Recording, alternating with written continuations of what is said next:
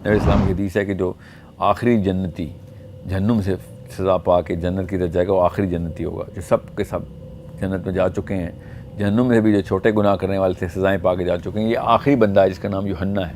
جب یوحنا نکلے گا دوزخ سے اور اس کو جب جنت الاٹ ہوگی تو وہ اس کرے سے، ہماری اس پلانٹ ارتھ سے 13 گنا زیادہ بڑی ہوگی. اللہ تعالیٰ نے یوم تبدل الارض غیر الارض کہا کہ وہ یہ زمین نہیں ہوگی جہاں پہ سارا واقعہ ہو. شخص جس نے حضرت سلیمان کو قرآن پاک میں یہ کہا تھا کہ میں سبا کا تخت لے کے آتا ہوں، وہ دجال ہی تھا. جب احرام مصر بنانے کی بات آتی ہے تو سائنس تو نہیں ابھی تک ایکسپلین کر سکی کہ احرام مصر کیسے بنے تھے. مری ہوئی مچھلی زندہ ہو کے پانی کے اندر چھلانگ لگاتی ہے اور وہ ایک سرنگ بناتی ہے اور اس سرنگ سے خضر اور موسیٰ بھی گزرتے ہیں. پھر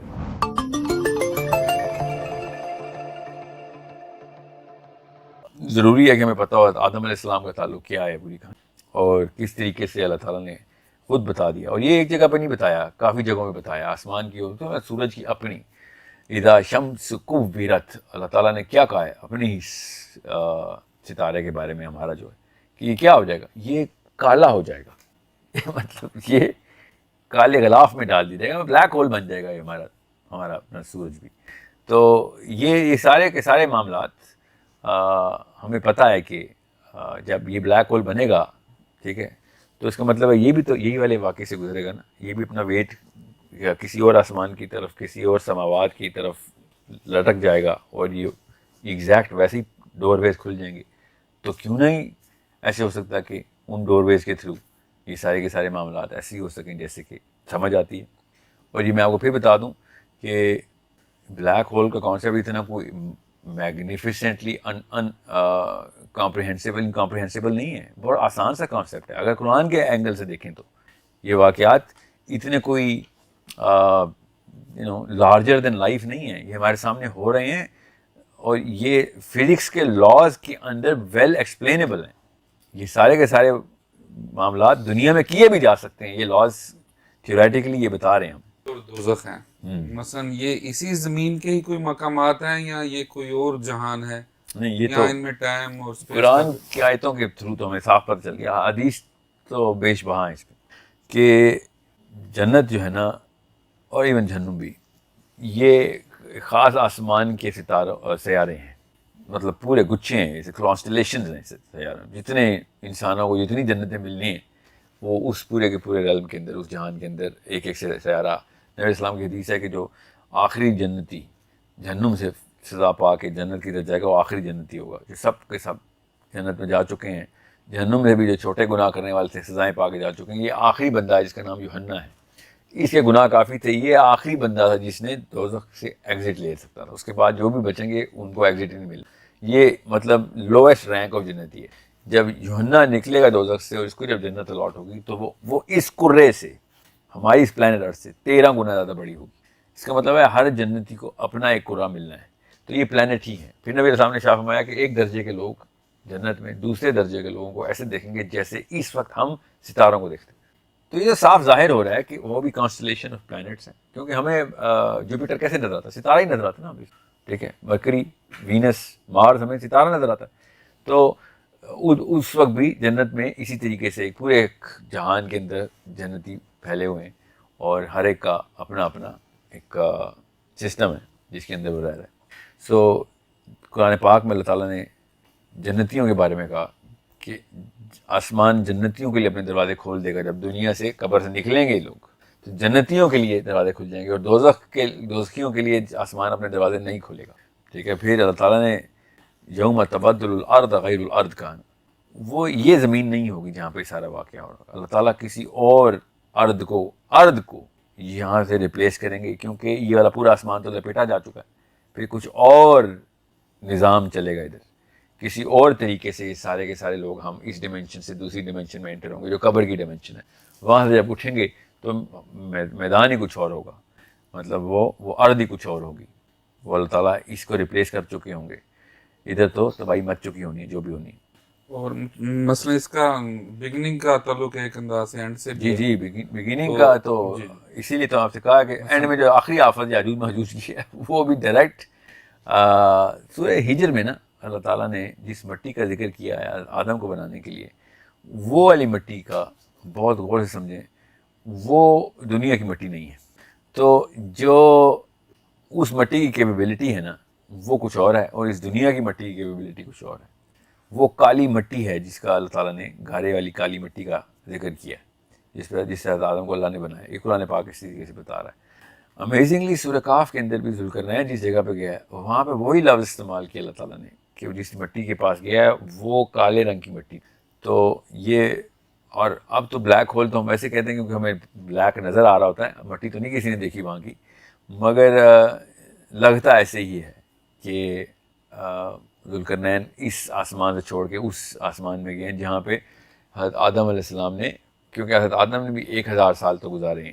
ٹھیک ہے، تو یہ غالب گمان میرا یہی ہے کہ خالی اس پلانٹ کے اوپر نہیں حضرت آدم نے ٹائم گزارا. جنت کے اندر اور یہاں پہ آنے وقت الگ الگ آسمانوں کے اندر جو سورۃ طلاق کہتی ہے نا، جہاں جہاں پہ بھی جتنے نظام چلنے تھے حضرت آدم نے وہاں وقت گزارا ہے. ابھی ذوالقرنین پہ جس طرح گفتگو ہوئی، تو مثلا دجال کے بارے میں کچھ بتائیں. مثلا اس کی جو پاورز ہیں وہ بھی حضرت ذوالقرنین سے ملتی جلتی نہیں؟ اور کچھ لوگ اس طرح بھی کہتے ہیں کہ وہ مثلا جو آرٹیفیشل انٹیلیجنس مثلا جس طرح ایک ترقی کر رہی ہے، وہ آرٹیفیشل انٹیلیجنس سے بنا ہوا ایک وجود ہوگا جس کے پاس بہت زیادہ طاقت ہوگی. یہ دو الگ الگ نظریات ہیں. سب سے کمزور جو ہے نا یہ تیسرا نظریہ آرٹیفیشل انٹیلیجنس والا. ایک تو یہ ہے کہ بنی اسرائیل جو ہے نا شروع سے اس طرح کے جو ہے نا کرتوت میں ملوث رہی ہے کہ کوئی ایسی مخلوق جو ہے تشکیل یا تخلیق کر دی جائے کسی بھی ایسے جادو یا کسی ایسے ترکیب سے کہ جو کہ ان کی بھی ایک آلٹرنیٹیو، ان کا بھی ایک سیکٹ ہے جو مانتا ہے. تو وہ فرعون کے پاس جو طاقتیں آتی تھیں یا آ چکی تھیں یا یہ جو سمجھتے ہیں کہ تھیں، اس کو ری انکارنیٹ کرنے کے لیے جو بھی کوششیں کی جائیں گی، وہ فار ایگزامپل اسی کا ڈی این اے اس کی میں سے نکال کے اس کو دوبارہ سے کلون کیا جائے. جو قصے ان کے پاس ہیں فرعون کے وہ واقعی میں ایسے ہی ہیں کہ جو ایک اسپیشل قسم، جو کہ ایک آلٹرنیٹیو ویو ہے. میرا اپنا ویو تو یہ نہیں ہے. بہرحال کیونکہ بنی اسرائیل کی ہسٹری بھری پڑی ہے، حضرت سلیمان کے دور سے، حضرت داؤد علیہ السلام کے دور سے. حضرت سلیمان کے پاس کافی علماء کرام نے یہ لکھا بھی ہے کہ سیکنڈ ٹیمپل بنا تھا، حضرت سلیمان نے جو بنوایا تھا اس کے لیے کچھ شرائط رکھی، اور کچھ علماء نے یہ یہاں تک لکھ دیا کہ وہ شخص جس نے حضرت سلیمان کو قرآن پاک میں یہ کہا تھا کہ میں سبا کا تخت لے کے آتا ہوں، وہ دجال ہی تھا. اور وہ جس نے ٹیمپل بنایا تھا وہ بھی دجال ہی تھا. تو اس کی شرط ہی ایسی رکھی تھی حضرت سلیمان نے کہ یہ محل تو بنے گا، یہ ٹیمپل تو بنے گا، مگر اس کی بننے کی آواز نہیں آنی چاہیے، ایک بھی کسی بھی چیز کی آواز نہیں آنی چاہیے. بڑی سخت شرط تھی، فزکس کے لاز کے اگینسٹ شرط تھی کہ کیسے آواز نہ آئے. پوری بلڈنگ تعمیر ہونی ہے تو آواز تو آئے گی، مگر اس نے یہ کام لے لیا تھا اپنے ذمہ اور بغیر آواز کے ہی بلڈنگ بنائی. آواز ایک ایسی چیز ہے جو کہ داؤد علیہ السلام کے پاس، حضرت سلیمان علیہ السلام یہ ایک ایسے انبیاء ہیں جن کے پاس ایک معجزہ تھا آواز کو کنٹرول کرنے کا، ساؤنڈ کو کنٹرول کرنے کا.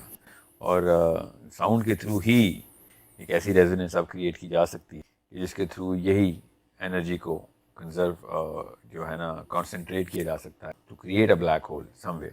تو کیا پتہ اس کے تھرو ہی کوئی ایسے معاملات کیے جائیں، کیونکہ جب اہرام مصر بنانے کی بات آتی ہے تو سائنس تو نہیں ابھی تک ایکسپلین کر سکی کہ اہرام مصر کیسے بنے تھے. داؤد علیہ السلام کو اور سلیمان علیہ السلام کو آواز ہی کے تھرو جو معجزے ملے تھے آواز کے، ساؤنڈ کے، تو وہ اس کو اس اینگل سے دیکھنا ضروری ہے. کیونکہ ایسے نہیں علماء کرام نے دجال کو ادھر پلیس کیا کہ ادھر نظر آیا ہے یہ، اور اس نے اپنے باقاعدہ کچھ کرتب دکھائے ہیں ادھر، جس کے تھرو یہ بات تو واضح ہے کہ سلیمان نے جب کہا کہ یہ ٹیمپل کون بنائے گا، شرط کیا رکھی کہ آواز نہیں آنی چاہیے، کسی بھی اینٹ پہ اینٹ رکھنے کی بھی یا کچھ بھی کہیں سے بھی آواز نہیں آنی چاہیے. تو کسی نے بھی یہ چیلنج ایکسیپٹ نہیں کیا سوائے ایک بندے کے جس نے یہ بنایا. عجیب سی بات تو یہ ہے کہ جب وہ ٹیمپل بن گیا تو یہ بندہ ٹیمپل کے اندر ہی تھا، اور جب اس کو ڈھونڈا گیا کہ اس نے بنا دیا، اس کو انعام اکرام دیا جائے، ہاں جی آپ نے کر کے دکھا دیا، تو یہ ملا نہیں، یہ غائب ہو چکا تھا. تو یہ ایک چھوٹا واقعہ نہیں ہے، یہ بہت بڑا واقعہ ہے. اور اسی اینگل سے داؤد علیہ السلام کے معجزے تو پتہ چلتا ہے کہ ساؤنڈ جو ہے it's a very peculiar technology. اور بنی اسرائیلی کو تھوڑا سا کھینچے پیچھے تو حضرت موسیٰ علیہ السلام کے ٹائم پہ جب فرعون نے مصر کے اوپر یہ سارا معاملہ رکھا ہوا تھا، تو مصر میں جو اہرام مصر کی تخلیق ہے جس طریقے سے وہ بنائی گئی ہے، سائنس تو نہیں ابھی تک بتا سکی کہ 70 ٹن کے پتھر ستون ہیں، 25 لاکھ سٹونز کا ایک پیرامڈ ہے، اور اندر جو 70 ٹن کے پلرز ہیں وہ 350 فٹ اوپر تک کیسے لے کے گئے. یہ تو کوئی ایسی ٹیکنالوجی نہیں جو آج بھی ایسا کوئی کام کر کے دے. باہر کے پتھر بھی نہیں رکھ سکتے ہم, مگر سمجھ لو کسی طریقے سے انہوں نے رکھ لیے تھے, تو وہ اندر ستون کیسے انہوں نے اوپر والے شافٹس کے اندر رکھے. تو اب کہیں جا کے پتہ چل رہا ہے ہمیں کہ ساؤنڈ کی جو ٹیکنالوجی ہے اس کے تھرو آپ راکس کو لیویٹیٹ کر سکتے ہیں. اب وہ تو ایک اینگل ملا ہے, کیا پتہ اور کیا کیا کر سکتے ہیں ساؤنڈ کے تھرو, جو ایک خاص جو فریکوینسی ہے اس کے تھرو. یہ ایک اسپیکولیشن ہے فزکس کی کہ جی ہاں جو بلیک ہول ہے یا ایک ڈیمینشن ہے اس کا راستہ بھی دروازہ یہاں سے کھولا جا سکتا ہے. میں یہ نہیں کہہ رہا ہوں کہ یہی طریقہ ہے, میں یہ کہہ رہا ہوں کہ اب اس اینگل سے سوچنا تو شروع کیا ہے لوگوں نے سائنٹیفک بنیادوں پہ. تو یہ ہو سکتا ہے کہ دجال اس طریقے سے ہی کام کرتا ہو, کیونکہ یہ تو بات اتنی ساری کڑیاں ملتی ہیں کہ جیسے ہی حضرت عیسیٰ علیہ السلام نے آنا ہے ساتھ ہی دجال نے آ جانا ہے. تو اس کا مطلب ہے کہ کوئی ایک راستہ ہے جسے حضرت عیسیٰ علیہ السلام نے آنا ہے. اس لیے میں نے آپ سے کہا تھا آدم علیہ السلام نیچے کیسے آئے, تو عیسیٰ علیہ السلام بھی اسی طریقے سے کسی ایک ڈور وے کے تھرو ری انٹری تو کر رہے ہیں. اور وہ ری انٹری جو ہے وہ پکی بات ہے کہ وہ آسمانوں کے بیچ کی ہے, کیونکہ اللہ تعالیٰ نے تو اس آسمان سے اوپر اٹھایا ہوا ان کو. تو جب ہم عیسیٰ کے اس موضوع کے اوپر آئیں گے تب میں آپ کو ایکسپلین کروں گا دجال اور عیسیٰ کی ایکویشن کس طریقے سے میتھس پوری کرتی ہے. مگر آپ نے جو ذوالقرنین کا سوال کیا نا سورہ کہف کے اندر, ہمیں بھی اس پہ اوپر فوکس کرتے ہوئے آپ کو اتنا بتا دوں کہ ذوالقرنین نے اللہ تعالیٰ کی طرف سے جو بھی ٹیکنالوجی ان کو جو بھی گفٹ تھا یہ سبابہ کا, تو راستے کیا پتہ آواز کی فریکوینسی سے ہی کھلتے ہوں, کیا پتہ کچھ کلمات ہوں ایسے جس کے پڑھنے سے یہ وہ ساؤنڈ جو ہے ضروری ہے کہ وہ ساؤنڈ پروڈیوس کی جاتی ہو. وی ڈونٹ نو دیٹ, مجھے اس بارے میں نے زیادہ نہیں جو ہے نا وہ کوئی مربوط قسم کی دلیل تو نہیں ہے میرے پاس, مگر اتنا قیاس کیا جا سکتا ہے کہ جس طریقے سے ذوالقرنین کا واقعہ, جس طریقے سے اصحاب کہف کا واقعہ ساؤنڈ کو فوکس کرتا ہے نا, اصحاب کہف کا واقعہ تو بالکل ہی ساؤنڈ فوکسڈ ہے. لٹرلی بتائی اللہ تعالیٰ نے یہ کہ جب ان کے ساتھ یہ واقعہ ہونا تھا اصحاب کہف کا واقعہ, تو جتنے بھی یہ اصحاب تھے 8 تھے 10 تھے 12 تھے یا سینکڑوں میں تھے, کم از کم 8 تھے یا 3 سے زیادہ ہی تھے, کیونکہ جو عربی کا صیغہ لگا ہوا ہے وہ جمع کا ہے.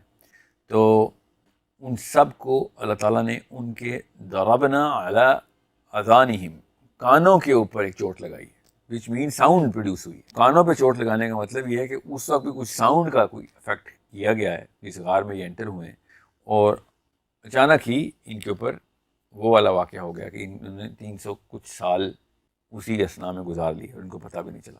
اور اللہ تعالیٰ نے کہا کہ اگر تم ان کو اس حالت میں دیکھ لیتے یا کوئی بھی دیکھ لیتا تو الٹے پاؤں بھاگتا, کیسے خوف سے بھاگتا, خوف طاری ہو جاتا کہ جس حالت میں یہ لوگ تھے. تو یہ لفظ اللہ تعالیٰ نے کتنا زبردست چابی ہمیں دے دی ہے کہ کوئی ایسا واقعہ ہو رہا تھا ان کے جسموں کے ساتھ کہ جو اگر آپ ان کو اس حالت میں دیکھ لیتے تو خوف طاری, سوئے ہوئے بندے پہ تو نہیں کو دیکھ کے خوف طاری ہوتا, جتنا مرضی بڑا واقعہ ہو, جتنا مرضی خوفناک قسم کا انسان ہو, مگر اگر وہ سو رہا ہو تو آپ اس کو سب سے کم خوف تبھی طاری ہوتا ہے. یہ اگر سو رہے تھے اور اگر ہم کوئی دیکھ لیتا ہم میں سے کوئی اللہ تعالیٰ کہتے تو پھر خوف طاری ہوتا, تو اس کا مطلب ہے کہ ان کے ساتھ اس وقت کوئی اور واقعہ ہو رہا تھا.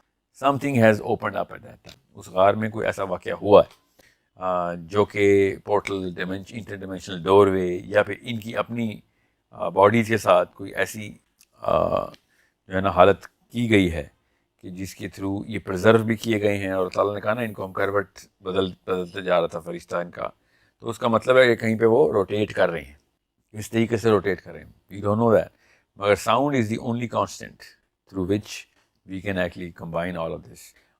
ناٹ سیئنگ کہ یہ حتمی کوئی قطعیت کے ساتھ میں ساؤنڈ ہی کے اوپر رکھوں, مگر سورہ کہف کے تھرو ساؤنڈ کی نشانیاں بہت. تو دجال نے جس طریقے سے یہ دروازے کھولے ہوئے ہیں سارے کے سارے, اور جو وہ کام کر رہا ہے, جس طریقے سے وہ پروف معجزے کر رہا ہے, لوگوں کو پروف دے رہا ہے کہ کوئی واقعی کوئی خاص چیز ہے, تو اس کے پاس لگتا تو ہے کہ کوئی ساؤنڈ کی کوئی یا پھر کوئی ایسی ٹیکنالوجی ہے جس کے تھرو فزکس کے لاز ڈیفائی ہو رہے ہیں. Current laws of physics, current philosophy of physics, current angle of physics, اور کوئی بھی سائنس ہو, اس کے تھرو یہ تو نہیں ہو سکتا کہ میں جنت اور دوزخ اٹھا کے پھر رہا ہوں, آپ لوگوں کے مرے ہوئے رشتہ داروں کو زندہ کر کے دنیا میں لے کے آ رہا ہوں, یا پھر بارشیں کر رہا ہوں, بنجر زمینوں کو زرخیز کر رہا ہوں. سو یہ ایک ایسے معاملات ہیں. جب دجال کی ٹاپک کے اوپر تفصیل سے کریں گے کور تو ہم آپ کو اس میں بتاتا ہوں کہ کیا کیا کام کرے گا وہ. مگر پتہ تو یہ صاف صاف چلتا ہے کہ وہ کوئی ایکسٹراڈنری ٹیکنالوجی ہے اس کے پاس. اب وہ یہ تو پکی بات ہے کہ وہ انسان ہے, یہ تو حدیث سے ثابت ہے کہ وہ اس بارے میں کوئی یہ کنفیوژن نہ رکھے کہ کوئی ایسی مخلوق ہے جو باہر سے آئی ہے, یا وہ باہر سے نہیں بھی آئی, یا باہر سے آئی بھی ہے تو کوئی غیر انسانی مخلوق ہے. نبی علیہ السلام نے بڑا کلیئرلی بتایا ہوا ہے کہ وہ ایک انسان ہے, وہ آدمی ہے, اور اس کا حلیہ بھی بتایا ہوا ہے, اس کے بال, اس کی شکل, اس کی رنگت, اس کی آنکھ, اس کے کام, اس کے کرتوت, سارے کے سارے پتہ ہیں ہمیں. اور کسی کو پھر بھی شک شبہ ہو کہ نہیں یہ سارے کے سارے سمبلز ہیں, تو پھر نبی علیہ السلام کے ٹائم پہ ایک بچہ پیدا ہوا جس کے اوپر شائبہ لوگوں نے کیا, کیونکہ وہ عجیب باتیں کرتا تھا, عجیب و غریب قسم کا علم تھا اس کے پاس, بچے کے پاس. تو نبی علیہ السلام کو لوگوں نے کہا کہ یہ گمان ہے کہ یہ دجال ہے. نبی علیہ السلام خود تشریف لے گئے بچے کو دیکھنے, اور اس بچے نے عجیب و غریب قسم کی بدتمیزی بھی کی نبی علیہ السلام سے, یہاں تک کہ حضرت عمر نے جب بچے کی اس بدتمیزی کو برداشت نہیں کیا اور کہا کہ یا رسول اللہ میں تو اس کو قتل کر دوں گا, اس طریقے سے آپ سے بات کر رہا ہے. تو نبی علیہ السلام نے کیا ارشاد فرمایا کہ عمر اگر تو یہ دجال ہے تو قتل نہیں کر سکتا اس کو. اس کا مطلب سمجھے غور سے کہ ان کرنٹ ہتھیاروں, ان کرنٹ فزکس کے لاز سے نہیں یہ چیز بن, جو بھی اس کے پاس طاقت ہے وہ اس سے تابع نہیں ہونے والا. اور اگر یہ دجال نہیں ہے تو ایک ناک ایک بچے کو قتل کر دے گا, قتل کا اس کے اوپر نہیں لگتا, حد نہیں لگتی اس کے اوپر, تو اس کو چھوڑ دو. اور ابن سیاد یہ بچہ ہے, یہ بڑا ہو کے کافی عمر رہا, اور کیونکہ اس کے بارے میں مشہور تھا کہ شاید یہ دجال ہو, تو جب ہم کور کریں گے دجال کے ٹاپک میں اس کی تفصیل میں بتاؤں گا بچے نے کیا کہا اور کیا ہوا.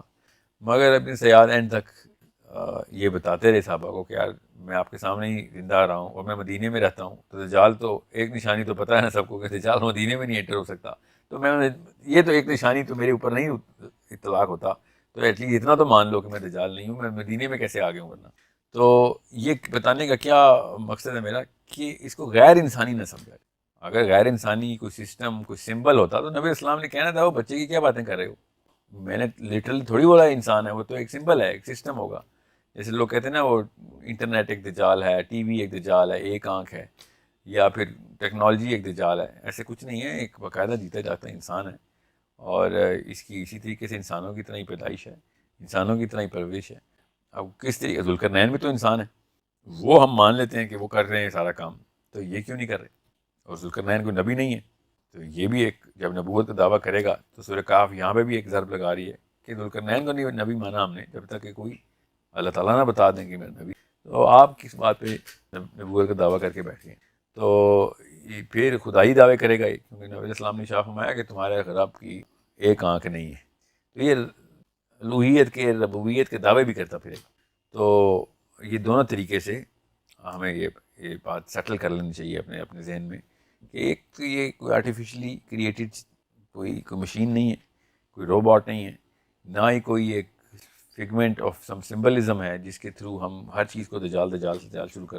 ایک انسان ہے جس طریقے سے پہلے معاملات کرتا رہا یہ, اور اسی طریقے سے کرے گا. مسئلہ یہ ہے کہ وہ معاملات ہماری زندگی کے اندر ان اصولوں کے اوپر پورے نہیں اتر ہوتے, تو ہم جب بھی سمجھتے ہیں کہ کوئی چیز انتہائی ایب نارمل طریقے سے کر رہا ہے تو ہم اس کو خدائی درجے دینا شروع کر دیتے ہیں. اس طریقے سے لوگوں نے اپنے بزرگوں کو, انبیاء کو خدا کے درجے پہ نافذ کیا پچھلی قوموں میں, تو یہ لوگ ابھی بھی شروع کریں گے. اب سورہ کہف کہتی کیا ہے؟ سورہ کہف کا پہلا باب ہی اللہ تعالیٰ کی پاکیزگی بیان کرتے ہوئے کہ اللہ تعالیٰ کے نام پہ یہ خود تہمت لگا رہے ہیں کہ اللہ نے ایک بچہ پیدا کیا ہے, تو اللہ تعالیٰ تو اس چیز سے پاک ہے. تو وہ کن لوگوں, کون لوگ کہہ رہے ہیں کہ اللہ کے یہاں بچہ ہے؟ عیسائی کہتے ہیں نا.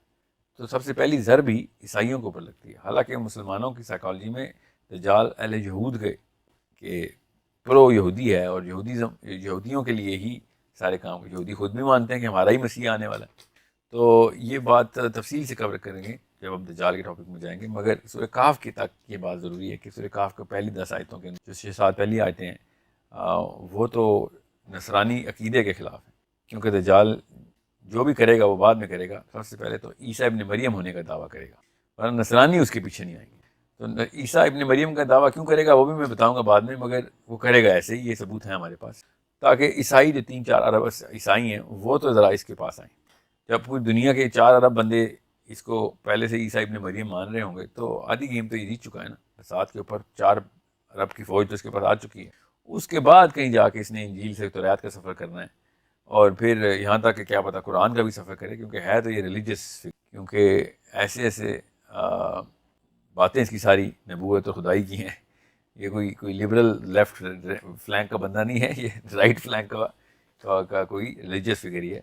دوسرا لوگ اسے ایسے اتباع کریں گے جیسے کہ ریلیجس حق ہے ان کا. تو اس کو چرچ میں بھی جگہ مل رہی ہے، اس کو سینیگاگ میں بھی جگہ مل رہی ہے، مسلمانوں کی مسجدوں میں بھی جگہ مل رہی ہے. مسلمانوں کے بارے میں تو ایسی حدیثیں ہیں، کوئی گھر نہیں بچے گا جس میں سے لوگ دجال کی بیعت نہ کر رہے ہوں. تو مسلمان ایسے تو نہیں دجال کی بیعت کریں گے.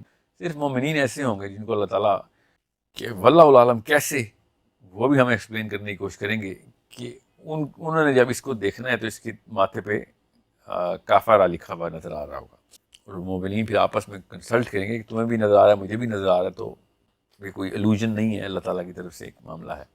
اور پھر اس دور میں مومنین کو خوابوں کے تھرو گائیڈنس ملنا چاہیے. تو وہ بھی ایک جماعت کے مشورے کے بعد ہی پتہ چلتا ہے کہ مجھے بھی وہی خواب آیا جو آپ کو آیا ہے. یہ فرد کے طور پہ گائیڈنس سسٹم نہیں ہے، یہ جماعت کے طور پہ گائیڈنس سسٹم. سو زیادہ تر لوگ تو اس پہ ریلیجس بیعت ہی کر رہے ہیں، یہودی بھی، مسلمان بھی، عیسائی بھی. تو اس مور آف ریلیجیس موومنٹ. سو سورہ کہف نے ان دا بک آف ریلیجن، قرآن کے اندر اس کے اوپر پوری طریقے سے ضرب لگائی ہے کہ یہ والی بات اگر کوئی کرے، کوئی بھی کرے آ کے، تو وہیں پہ اس کو کا توڑ تمہارے پاس ہے کہ اللہ تعالیٰ بچے پیدا نہیں کرتا. اور یہ جو الزام لگا رہے ہیں، اللہ اس الزام سے پاک ہے، اس تہمت سے پاک ہے کہ اللہ کے یہاں کو بیٹا ہے، اور اسی کو انہوں نے بنا لیا ہوا ہے. اب 9ویں 10ویں 11ویں آیت کے اندر ہی اب اصحاب کہف شروع ہو رہا ہے. تو نبی اسلام نے بھی پہلی 10 آیتوں کا ہے، تو اصحاب کہف بیچ میں شامل ہوتے ہیں. تو اس دوران اصحاب کہف کا یہ واقعہ جو ہے نا بہت ریلیونٹ بن جاتا ہے. ایون دو اور بھی حدیث ہیں، میں آپ کو سورہ کہف کی ایک حدیث سنا کے یہ بات ذرا اور ڈیپتھ میں لے جاؤں کہ ایک صحابی نے دیکھا کہ ایک گھر کے اوپر بادل کا ایک ٹکڑا آ کے رک گیا ہے. یہاں تک کہ باقی کے لوگوں نے بھی دیکھا، اور اس گھر کے باہر جو گھوڑا بندھا ہوا تھا وہ بھی فیل کر گیا، اس نے ہنہنانا شروع کر دیا، اور بہت عجیب واقعہ ہونا شروع. انہوں نے پوچھا کہ اندر کیا ہو رہا ہے، تو اندر اس بندے نے کہا میں تو سورہ کہف کی تلاوت کر رہا تھا.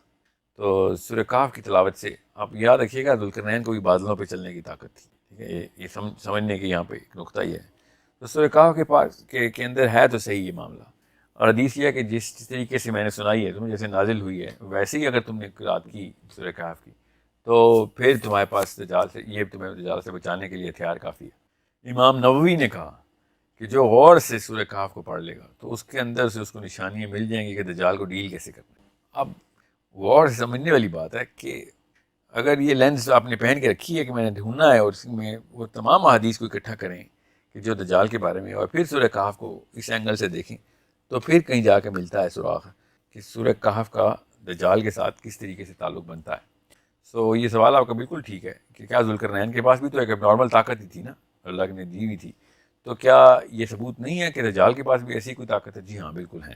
دجال کے ٹاپک کے اوپر میں بڑی تفصیل سے یہ ساری کی ساری طاقتیں اس کی بتا دوں گا، مگر سورہ کہف کے اندر ذوالقرنین نے جو راستے کھولے ہیں، جن راستوں پہ ٹریول کیا، اور راستے جو بند کیے ہیں وہ راستے ہی ہیں، ان راستوں کے تھرو ہی انٹری اینڈ ایگزٹ ہے. کیا پتا واللہ عالم، ساری کہانی الگ الگ ڈائمنشنس کی، اور جو بھی یہ کام کرتا ہو کسی اور ڈائمنشن سے لا کے دیتا ہو، کسی کے مرے ہوئے باپ کو بھی کسی اور جہان سے لے کے آتا ہو. کیا پتا کسی اور جہان کی کوئی اور مخلوق ہے جو کہ کسی بھی شکل میں آ سکتی ہے، تو وہ باپ کی شکل میں لے آتا ہو کسی کے مرے ہوئے باپ کی شکل. We do not know that. مگر ایک بات تو پکی ہے کہ جو باقی کے اس کے کرتب ہے نا، وہ سارے کے سارے اس دنیا کے نہیں ہیں. تو وہ باقی کی طاقتیں تو یہ کر رہا ہے. یہ 2.5 سال بیٹھے گا دنیا میں، تو 2.5 سال کے اندر پوری دنیا تابع کر لے گا. ایسا کون سا مطلب اس کے پاس کتنی طاقت ہے کہ 2.5 سال میں آپ نے پورے کرۂ ارض کے تمام گھروں کے اندر اپنا پیغام پہنچا کے لوگوں کو اپنے تابع بھی کر لینا. یہ کوئی چھوٹا واقعہ نہیں ہے. سو یہ میں دجال کیس کے اندر مسلمانوں کے لیے کیا احکامات ہیں وہ اس سے سمجھ آتی ہے کہ دجال کے ساتھ ڈیل کیسے، کس ٹیکنالوجی کے تھرو دیکھنا ہے اس کو. اور یہ مثلا آپ کی بات سے یوں لگ رہا ہے کہ شاید یہ بنی اسرائیل میں سے ہے، اور دوسرا یہ کہ مثلا یہ پیدا ہو چکا ہے، یعنی موجود ہے. جی ہاں، میں دجال کے ٹاپک پہ تفصیل سے بتاؤں گا. جی بالکل پیدا ہو چکا ہے. صحابی مل چکے ہیں اس سے، صحابہ کرام نے اس سے ملاقات کی ہوئی ہے. دجال ملا ہے ان سے، اس نے بتایا کہ کب آنا ہے، میں نے کیسے آنا ہے، راستے کون سے ہیں، وہ میں بتاؤں گا تفصیل سے. پیدا تو ہو چکا ہے. اب ہمارے ٹائم کے اندر دوبارہ پیدا اس نے ہونا ہے، مگر یہ ہونے کے بعد کس طریقے سے ان راستوں پہ ٹریول کرتا ہوا آگے پیچھے ہوتا رہا ہے، یہ تو صاف ظاہر ہے. ہر نوح علیہ السلام سے اگر اس کی وارننگ چلی آ رہی ہے، اور صحابی اسے مل چکے ہیں، اور آنا اس نے آخری دور میں ہے، تو اس کا مطلب ہے کہ اس نے اپنی پریزنس کہیں فیل کروائی بھی ہے ہر جگہ کا. یہ مثلا اس کے علاوہ حضرت خضر علیہ السلام والا واقعہ ہے، یا وہ بھی کی دیکھیں آپ. کیا انٹرپریٹیشن؟ بالکل سورہ کہف میں حضرت خضر کا جو واقعہ ہے نا، اس میں کچھ ایسی نشانیاں ہیں، وہ بڑی نشانیاں ہیں کہ جس میں لگتا ہے کہ کچھ ایسا واقعہ اس طریقے سے بھی یہاں سے نظر آتا ہے کہ پانی کے جو مچھلی، مری ہوئی مچھلی زندہ ہو کے پانی کے اندر چھلانگ لگاتی ہے اور وہ ایک سرنگ بناتی ہے، اور اس سرنگ سے حضرت خضر اور حضرت موسیٰ بھی گزرتے ہیں. پھر وہ بھی ایک راستہ ہی کھلا ہے، اور وہ راستہ ایسے نہیں کھل گیا، وہ ایک خاص جگہ پہ اللہ تعالیٰ نے پہلے ہی بتایا تھا کہ جہاں پہ دو بحر مل رہے ہیں وہاں پہ تم نے جانا ہے، وہاں پہ ایک بندہ ملے گا. وہ بندہ کیسے ملے گا؟ پہلے اس سرنگ کے تھرو وہ نشانی کیسے پتہ چلی کہ حضرت یشوع بن نون جو کہ حضرت موسیٰ کو اسکورٹ کر رہے ہیں، ساتھ ساتھ ہیں ان کے، وہ کہتے ہیں کہ میں بھول گیا کہ ہم ایک کھانا بھی ساتھ لے کے آئے ہوئے تھے، تو وہ میں کہیں چھوڑ آیا. حضرت موسیٰ ان کو پھر ڈانٹتے ہیں کہ یہ کیا تم نے کیا. پھر وہ واپس چلتے ہیں اور پھر حضرت موسیٰ دیکھتے ہیں کہ وہ مچھلی جو مری ہوئی مچھلی ہے، وہ جب اٹھاتے ہیں تو مری ہوئی مچھلی زندہ ہو کے پانی میں چھلانگ لگا دیتی ہے. اب اس کو اتنی جلدی اسکپ نہیں کر سکتے اس وقت، اس کی بڑی تفصیل میں گرینیولر لیول پہ جانا پڑے گا کہ یہ واقعہ کیا ہو رہا ہے، تاکہ ہم اس کو اس طریقے سے سمجھ سکیں کہ ایک مری ہوئی چیز کو زندہ کرنا اللہ تعالیٰ نے اپنے ہاتھ میں رکھا ہوا ہے.